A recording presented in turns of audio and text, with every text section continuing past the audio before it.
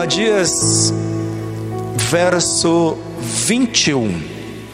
Lemos assim na Nova Versão Internacional da Bíblia Sagrada: os vencedores subirão ao monte Sião para governar a montanha de Esaú, e o reino será do Senhor. Amém. Pai Celestial, nos ajuda nesta hora, Senhor. Nos ajuda com a Tua palavra, que ela seja recebida, entendida e que produza frutos através das nossas vidas. Ajuda-nos, Espírito Santo de Deus, a que nada nos atrapalhe, nem nos impeça de sermos alcançados pela palavra do Senhor. Que este tema, que é desafiador, seja tratado em nossas vidas. Tenhamos nossas vidas tratadas por Ti mesmo, Espírito Santo de Deus. Eu oro confiado de que o Senhor pode fazer e pode realizar. Em nome de Jesus. Amém. Amém. Obadias. Quando o ódio estraga relacionamentos. Bons relacionamentos preservam a vida, trazem felicidade. E bons relacionamentos são um indicador de como o Pai, o Filho e o Espírito Santo agem. Ou seja, de como vive a Trindade em comunhão. Em comunhão. Como adoradores do Pai, do Filho e do Espírito Santo, precisamos aprender a ter comunhão, porque Deus é comunhão. O Pai, sendo quem é, o Deus Todo-Poderoso, Criador dos céus, da terra, do universo, tudo o que neles há, chama o Filho, chama o Espírito e anuncia-lhes: vamos fazer o homem, façamos o homem à nossa imagem, conforme a nossa semelhança. O Pai, poderoso como é, anuncia para os outros dois: vamos descer e vamos ver o que está acontecendo lá. A Trindade é comunhão, e podemos aprender muito com isso. O profeta Obadias denuncia a maldade que os edomitas praticaram contra os seus irmãos. Você ouviu bem, eles prejudicaram os seus irmãos, que eram os judeus, a nação de Judá. O Senhor estava aborrecido, e a mensagem de Obadias deixa isso claro. Deus estava aborrecido porque eles se alegraram diante da dor e do sofrimento de Judá, seu irmão. Eles eram irmãos porque descendiam do casal Isaque e Rebeca, dos gêmeos que dela nasceram, Esaú e Jacó. Esaú foi o pai dos edomitas e Jacó o pai dos israelitas, de onde originaram-se os judeus. Obadias mostra que a lei da semeadura, olhe bem, e o princípio da retribuição são uma realidade da qual ninguém pode escapar. Mas esse pequeno livro, que tem apenas 21 versículos, o mais curto do Antigo Testamento, vai mais longe do que só mostrar essa rivalidade e retribuição, as origens desse problema. A profecia de Obadias também fala do dia do Senhor, um dia em que Deus fará juízo, não somente sobre Edom, mas também sobre Israel e sobre todas as nações da terra. Obadias termina com promessa. Obadias termina falando de um futuro promissor. A profecia de Obadias termina com esperança. Eu queria muito que saíssemos daqui esperançados. Esperançados pelo tema que vai nos ser exposto. Por onde eu vou andar com vocês nesses minutos? Nós vamos olhar a história de ódio de Esaú. Vamos olhar sobre a intervenção divina em Edom. E por último, a retribuição divina sobre eles. E depois vamos fazer algumas considerações e aplicar isso às nossas vidas. Portanto, em primeiro, a história de ódio de Esaú. A história das nações de Edom e de Israel começa, como já dito, no nascimento dos gêmeos de Rebeca. Eram Esaú e Jacó. A história está lá em Gênesis, a partir do capítulo 25. As diferenças apareceram bem cedo entre os dois irmãos e futuramente entre as duas nações que eles geraram. E os pais contribuíram muito para isso. Isaac preferia Esaú e Rebeca preferia Jacó. O casal destoava, portanto, não falava a mesma linguagem quando o assunto era educação dos filhos. E isso é uma lição para os nossos dias, sempre foi. Quer sejamos pais ou não, quer sejamos apenas tios, primos, o que quer que seja, de alguma maneira, crianças passam pelas nossas vidas. De alguma maneira, influenciamos. Todo mundo sempre está influenciando alguém, não é verdade? Todo mundo sempre está influenciando alguém, e toda a criança sempre está olhando para alguém. Sempre tem alguém como seus modelos. E a pergunta é: quem são os modelos dos nossos filhos? Dos nossos netos? Quem são os modelos dos nossos sobrinhos? Tá, tudo bem. Quem são os modelos das crianças que são nossos amigos e que de alguma maneira nós os influenciamos? Como cristãos, temos exercido boa influência nas crianças às quais temos tido acesso? É uma pergunta para ser respondida. Que tal? Eis aqui um exemplo de um casal que destoava no quesito educação. Esaú, o primogênito, tinha direito à primogenitura, que era algo especial. Direito a reger sobre os demais irmãos na família. Direito à parte maior da herança. Direito a ser a referência. E ele assumiria o lugar do pai quando o pai se fosse, porque era o primogênito. A bênção da primogenitura não era só um título, era mais do que isso. Esaú também tinha direito a uma bênção especial do pai Isaac, quando este estivesse para morrer.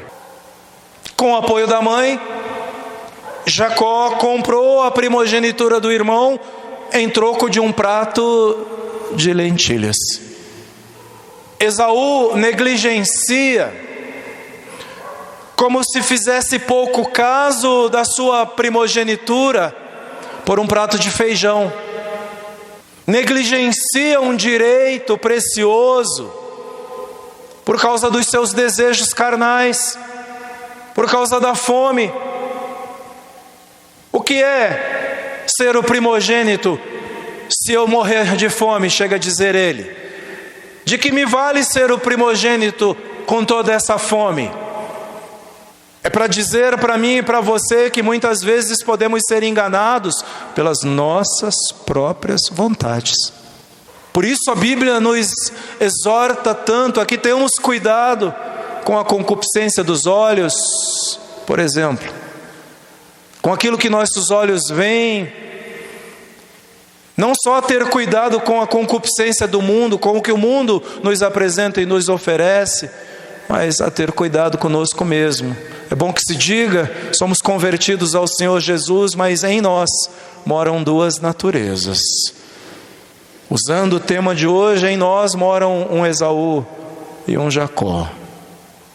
Em nós ainda tem, diz o apóstolo Paulo, uma carne que luta contra o Espírito. Em nós, duas naturezas pelejam. E Paulo diz, é por isso que eu não consigo fazer aquilo que eu quero, o bem que eu quero, mas o mal que eu não quero, esse eu faço tranquilo. Isso é desafiador, meus irmãos e minhas irmãs. Isso é um desafio muito grande. Depois de comprar a primogenitura do irmão Esaú por um prato de lentilhas, Jacó engana o pai para ficar com a bênção especial, se faz passar pelo irmão e é abençoado no lugar do irmão. E isso abriu uma grande ferida no coração de Esaú,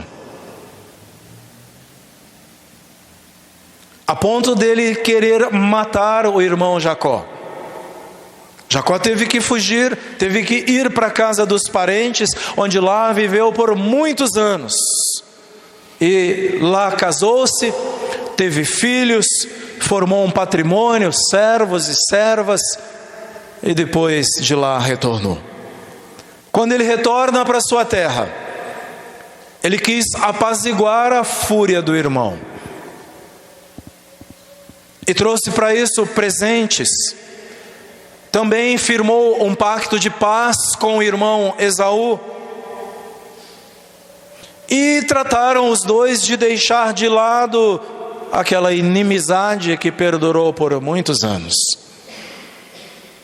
Antes do reencontro com o irmão ofendido, Jacó teve uma experiência de grande impacto na sua vida. Ele está a caminho para encontrar-se com Esaú, mas num lugar de travessia chamado Val de Jaboque. Jacó tem uma experiência sobrenatural e ele lutou com um anjo e ali teve sua vida transformada. Teve seu nome mudado e passa dali em diante a chamar-se Israel. Uma mudança grande. Ele teve uma mudança física, porque ele é tocado e sai de lá mancando, numa demonstração de que ele não era ninguém, uma demonstração de quão frágil era, apesar de espertalhão, corajoso, ardiloso. Na verdade, bastou um toque próximo ao quadril para ele sair de lá mancando. E agora ele precisava arrastar-se, arrastar a perna e lembrar-se-ia dali para frente do quão frágil ele era. Quão frágil era. Mudança também de identidade, porque agora ele se chama Israel e no seu nome ele se lembraria daquilo que o anjo lhe disse: teu nome passa a ser Israel, porque você lutou com Deus e com os homens e permaneceu vivo. Ele sai de lá com uma mudança também de convicção. Teve sua fé fortalecida. Porque olha o que ele diz em Gênesis 32 e o verso 30. Vi a Deus face a face, e todavia minha vida foi poupada. Já se tinha a convicção lá na época dos patriarcas de que ninguém poderia olhar para Deus e sair do mesmo jeito. Ninguém poderia ver a Deus e sair daquele lugar vivo. Porém, Jacó agora chama-se Israel, porque viu a Deus e está vivo para contar a história. Aquele que lutou com Deus. Que transformação, hein?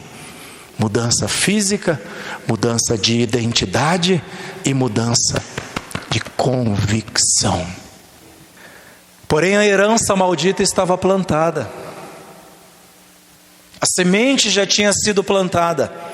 os presentes, a experiência sobrenatural, o pacto de paz entre os dois irmãos, nada disso foi suficiente para eliminar a raiz amarga que foi criada pela semente má do passado. Nada disso.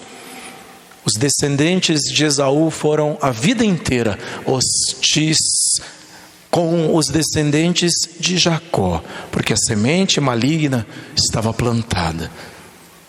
E aí, de Esaú nasceram os edomitas.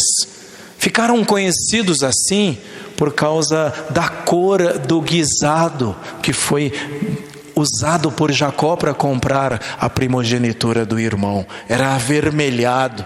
Edom significa vermelho. E por isso, então, eles passaram a ser conhecidos como os edomitas. Essa gente povoou um lugar chamado Montanhas de Seir. E rapidamente se transformaram numa grande nação de guerreiros, de gente forte e ardilosa. Forte, determinada, corajosa. Porém, na saga desses dois povos, a história deles, e é por isso que Obadias denuncia, traz algumas coisas muito particulares, muito peculiares. Em que eles prejudicaram os seus irmãos? Como assim prejudicaram os seus irmãos? Por que é que Deus está tão bravo com eles? A ponto de, através do profeta Obadias, anunciar o fim dos edomitas.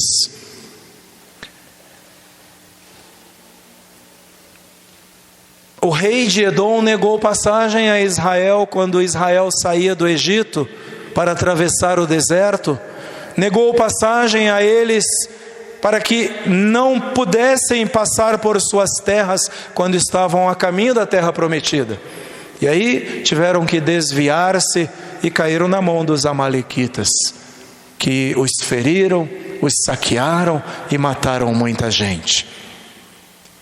Mesmo assim, Deus ordenou aos israelitas que amassem os seus irmãos, os edomitas, porque eram irmãos.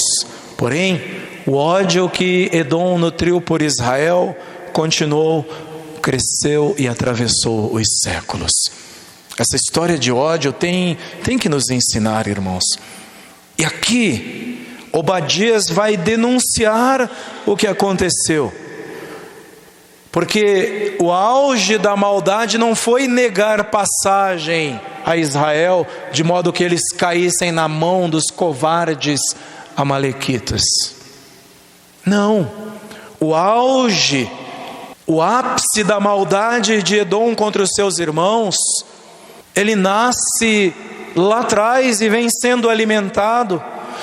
E eles nutriam uma amargura por Jacó, porque consideravam certamente que ele teria sido esperto com o seu irmão Esaú e que tirou dele algo que lhes pertencia, que eles herdariam, que deveria ser deles também. Mas Jacó foi ardiloso e tirou deles.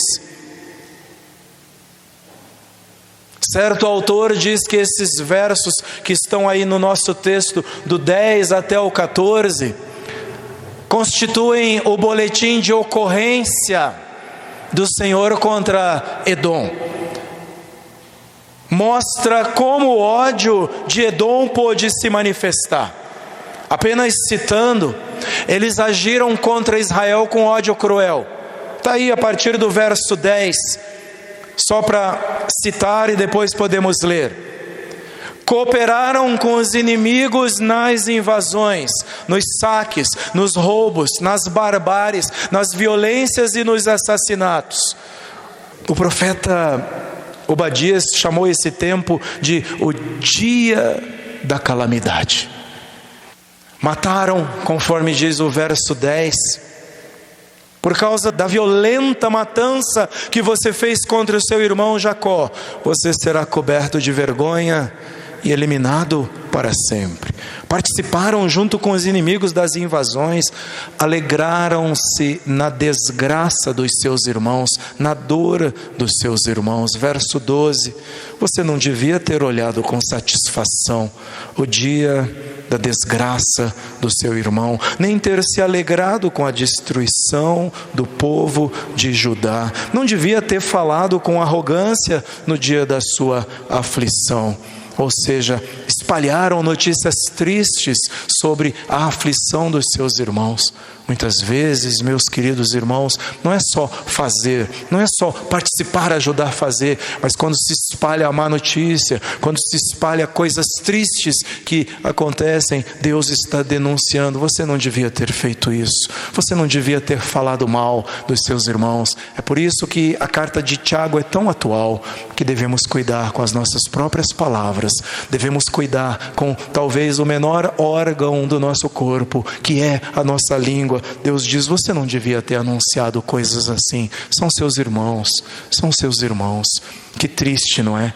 Que triste. Deus denuncia isso através do profeta Obadias. E pior, sabe, o verso 14 diz que eles entregaram aos carrascos, aqueles que tentaram fugir. Eles armaram ciladas, pegaram os seus irmãos que tentavam salvar a própria vida e entregavam para os carrascos.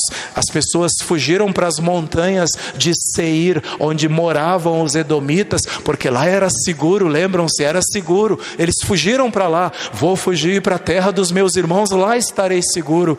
E eles mesmos, os seus irmãos, os capturavam e os entregavam para serem sacrificados, para serem assassinados. Verso 14, não devia ter esperado nas encruzilhadas para matar os que conseguiram escapar, nem ter entregado os sobreviventes no dia da sua aflição.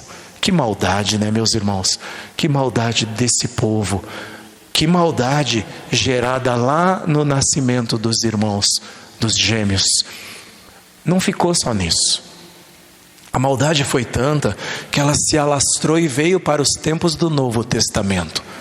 Quando Jesus nasceu, o rei Herodes o Grande, que era idumeu quanto à Bíblia, e idumeu também é uma outra denominação para edomita, tentou matar Jesus.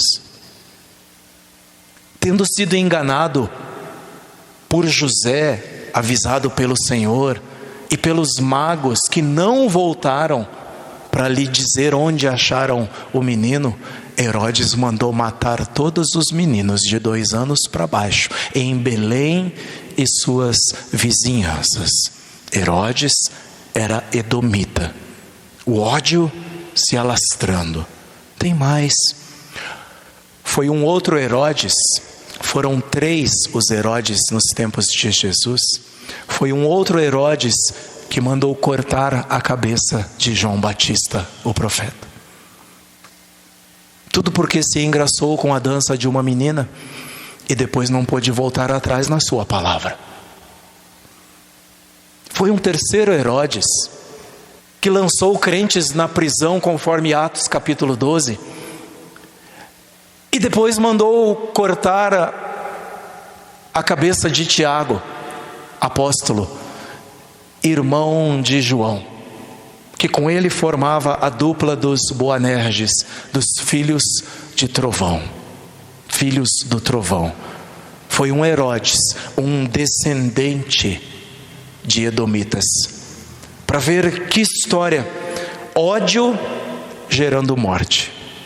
Ódio gera morte. E está aqui a Bíblia Sagrada nos mostrando esses exemplos. Portanto, queridos irmãos, eis aí a história de ódio de Esaú. Segunda coisa, há uma intervenção divina em Edom. Pode até parecer, meus irmãos, que o mal vai triunfar para sempre. E parece que Deus não está fazendo nada. E parece muitas vezes que Deus não fará nada. Mas só parece, meus irmãos, só parece, porque as coisas não ficarão assim. Edom é um exemplo disso. O profeta Obadias tem um anúncio não vai ser assim para sempre, compreendem? No fim, o mal não triunfará. É isso que ficamos sabendo. Essa é a mensagem para o meu e para o seu coração essa noite. Deus se levanta. Deus se levanta. O versículo 1 de Obadias diz: assim diz o soberano, o Senhor, a respeito de Edom. Essa fala diz: Deus vai se levantar. Essa fala anuncia que o Deus soberano, soberano sobre todos os povos, tem uma palavra: Ele vai se levantar. Apesar de Edom não ser reconhecida como povo de Deus, o Deus eterno tinha autoridade legítima sobre eles. Portanto, Obadias diz: assim diz o Senhor. O verso 2 diz que Edom vai ser rebaixada, vai ser abatida. Veja, diz Deus, eu tornarei você pequeno entre as nações. Será completamente desprezado. Deus reduzirá, anuncia o profeta Obadias, e de fato reduziu Edom a nada. Edom foi reduzido a um povo insignificante e desprezível entre as nações até que desapareceu. Porque o mal parece que vai perdurar para sempre. Parece que Deus não está fazendo nada, mas só parece, porque um dia o ungido do Senhor se levanta, um profeta de Deus se levanta, levanta o dedo em riste e diz: assim diz o Senhor.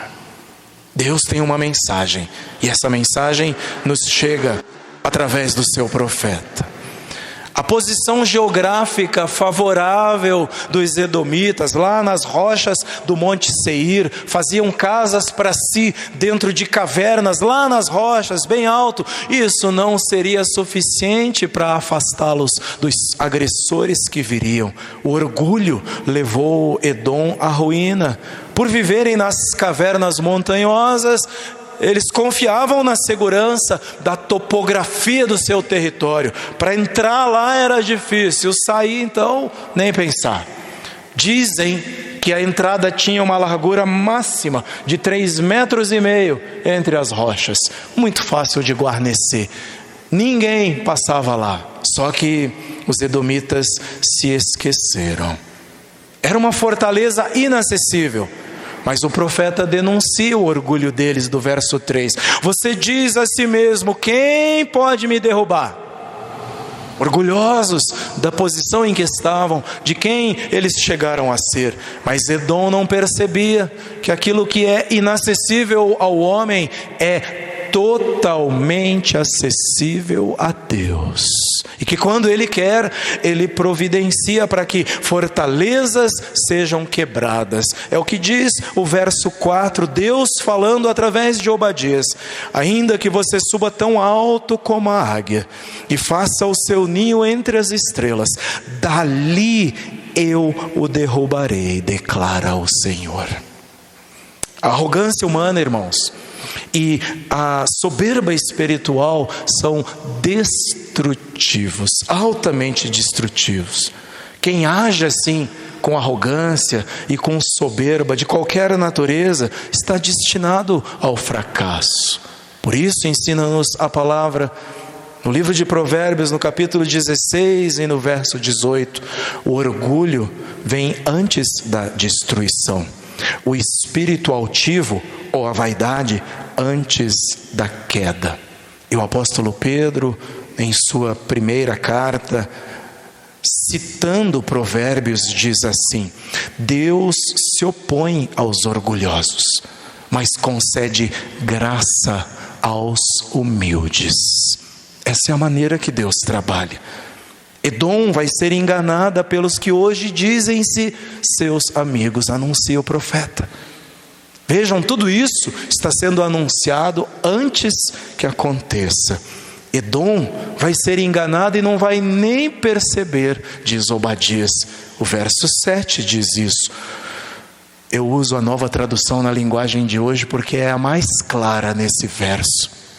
Os seus aliados o traíram e o expulsaram do seu próprio país. Povos com quem você tinha acordos de paz conquistaram a sua terra. Os seus amigos mais chegados fizeram planos contra você. Eles dizem: os edomitas são uns tolos. Os edomitas são uns bobões. Os edomitas estão como que adormecidos. Aqui o profeta fala em algo que vai acontecer ainda, como se já tivesse acontecendo. Era como se Obadias fechasse os olhos e dissesse: sabe o que eu vejo? Eu vejo assim, aconteceu assim, vocês serão traídos pelos amigos de vocês, vocês serão traídos por todos aqueles com quem vocês fizeram aliança, e eles dizem de vocês que vocês agem como se nada tivesse acontecendo. A NVI diz: Esaú, Edom, não percebe nada. As coisas estão acontecendo debaixo dos seus olhos e eles não veem nada, porque Deus não ficará assim para sempre. Um dia o Senhor se levanta, e quando Ele se levanta, Ele faz e o ímpio nem percebe. Ele faz e aquele que não faz a sua vontade nem percebe. Está sendo saqueado, está sendo pilhado, está sendo arrancado de onde ele acha que está seguro e nem percebe. E a Bíblia está dizendo: não vai longe. São os que você tem como seus melhores amigos que vão te derrubar, denuncia o profeta. A tradução que eu usei é muito clara. Os edomitas são uns tolos, são uns bobões. É assim que Deus pensa sobre aquele que é ardiloso demais, aquele que se acha o top da esperteza. Deus diz: são uns tolos, não sabem o que estão fazendo.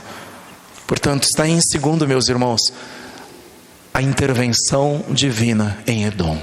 Terceiro e último, a retribuição divina. Toda maldade será retribuída. A profecia é clara, irmãos.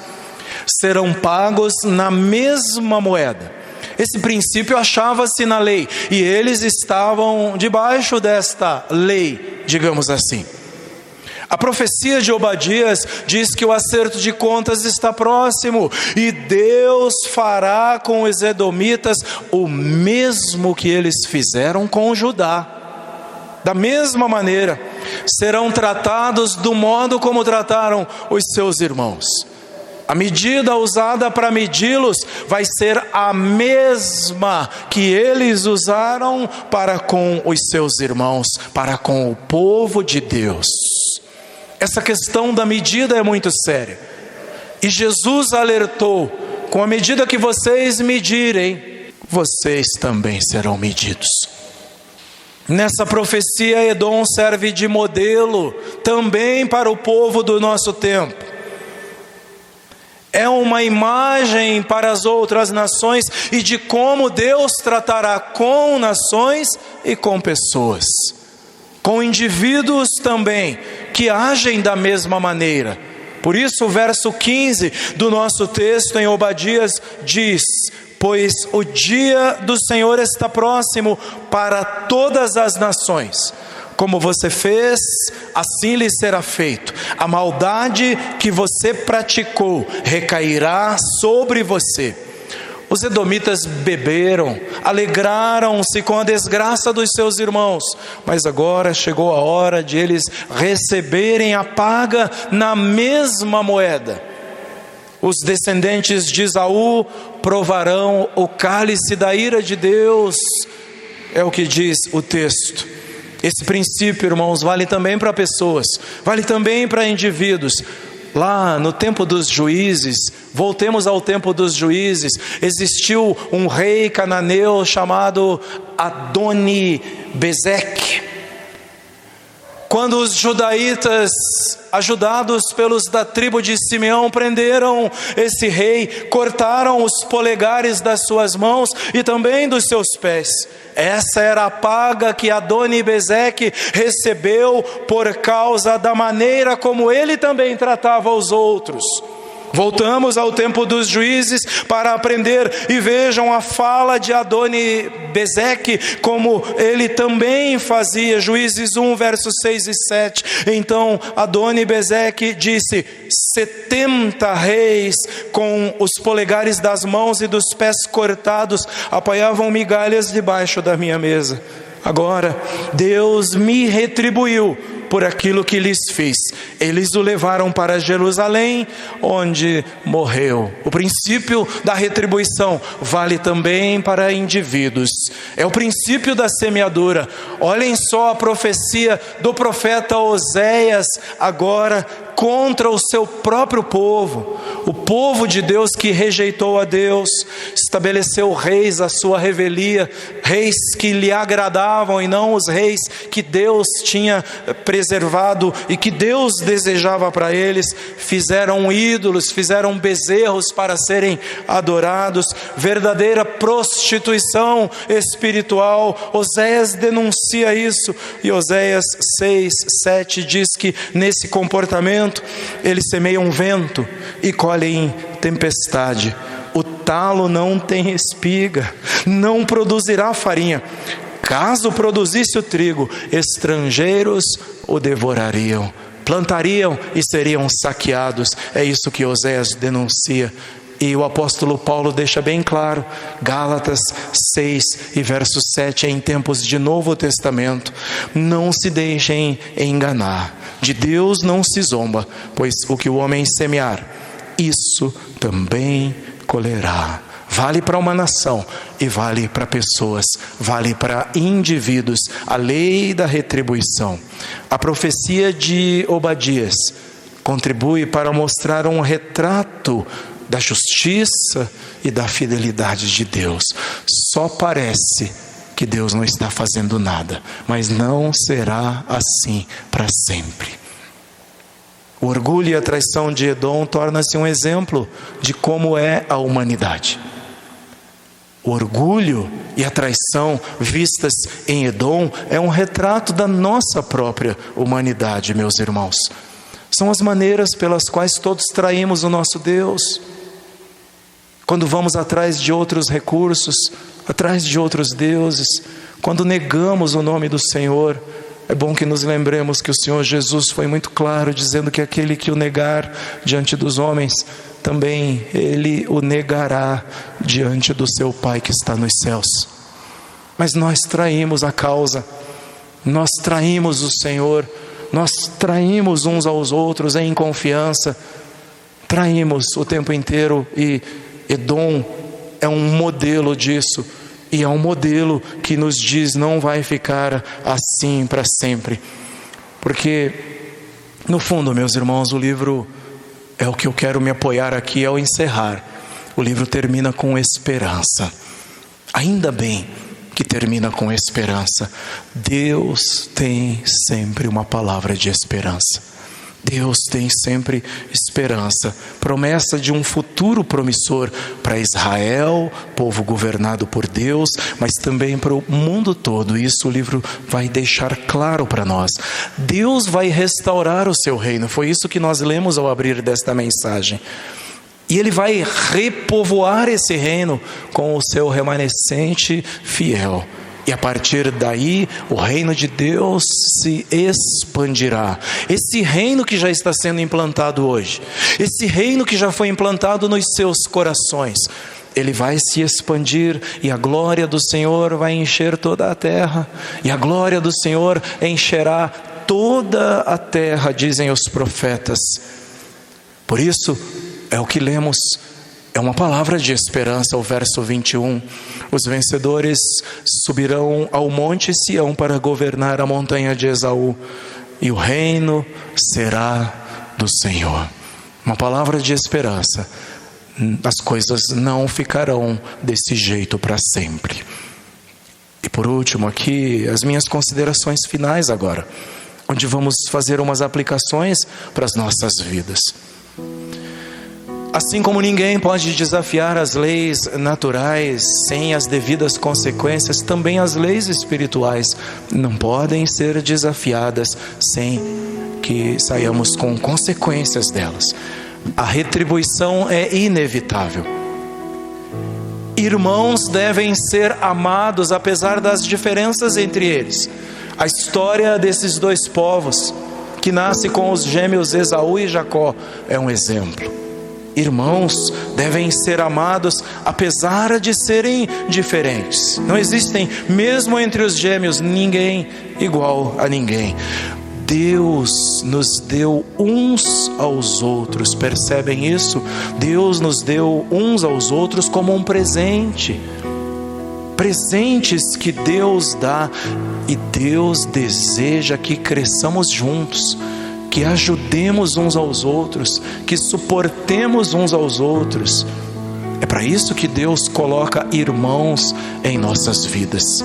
É para isso que Deus coloca irmãos biológicos, naturais, e também irmãos espirituais nas nossas vidas. Irmãos de fé, irmãos de caminhada. Irmãos devem ser amados, apesar das diferenças. Sabem o nosso problema, igreja? O problema da igreja do século 20, e nosso, é claro, é que nós queremos mudar o outro. Nós queremos transformar o outro, ao invés de olharmos para nós mesmos e dizermos: o que é que eu preciso mudar para que o outro seja abençoado? O que é que eu preciso melhorar para que o outro seja abençoado? Isso vale lá dentro de casa, nos relacionamentos entre esposo e esposa, pais, filhos, irmãos. Isso vale dentro da igreja. Outra coisa que podemos aplicar aqui: sentimentos como ódio, amargura e ressentimento devem ser tratados com firmeza. Não dê moleza para esses sentimentos. Um dia vai passar. Não vai não. Assim não passa não, é pior. Devem ser tratados com firmeza, com rigidez. Precisam ser eliminados com a ajuda de Deus, com a ajuda do céu. É bom lembrar que comportamentos indevidos, comportamentos ruins, são sementes. Eis aqui o exemplo, que podem durar uma vida inteira, uma existência e um pouco mais. Influenciam gerações e podem produzir muitos estragos ao longo da vida. É essa herança que Jacó deixa. É essa herança que Esaú acaba deixando para os seus.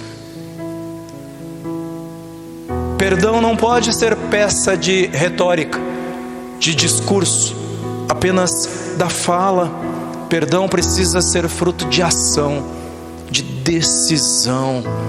Se não liberar perdão, nós ficamos presos, irmãos, presos aos nossos sentimentos, presos à ofensa que nós recebemos, refém dos nossos sentimentos e dos sentimentos das pessoas. Nós que já vivemos em relacionamentos como cônjuges ou ainda como pais e filhos, vocês que um dia se casarão e terão cônjuges, aprendam a perdoar para serem perdoados. Foi isso que o nosso Senhor nos ensinou, né? Na sua oração, Ele nos disse que deveríamos orar assim: ao Pai, perdoa as nossas dívidas, assim como perdoamos aos nossos devedores. Não tem para onde correr. E tem mais. Esse ensino de Jesus em Mateus 6, a partir do verso 12: pois se perdoarem as ofensas uns dos outros, o Pai Celestial também lhes perdoará. Mas se não perdoarem uns aos outros, o Pai Celestial não lhes perdoará as ofensas. É Jesus quem está dizendo.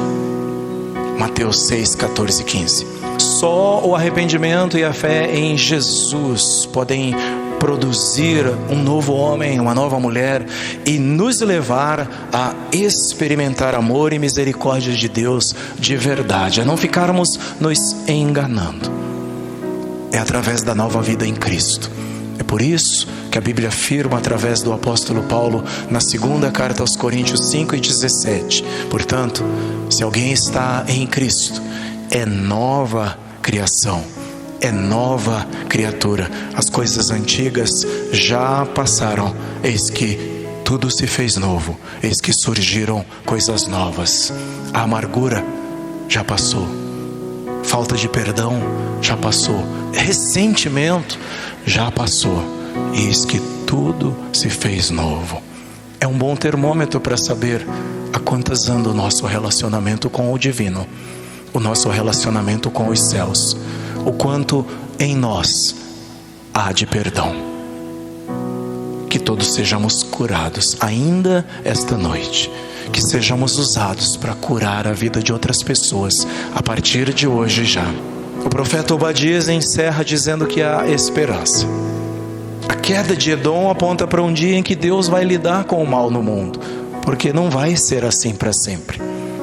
Mas Deus também irá implantar o seu reino, um reino de paz, de cura, de libertação, com nações saradas, debaixo de um governo justo, debaixo de um governo de justiça e de paz. Obadias aponta para isso, um pequeno livro, o menor do Antigo Testamento, com uma mensagem tão poderosa, tão poderosa. E por último, nós sabemos que isso acontecerá. Vai ser com o reino do Messias quando for implantado, quando Jesus for rei sobre a terra. E aí vai se cumprir a palavra do profeta Zacarias. Zacarias 14:9.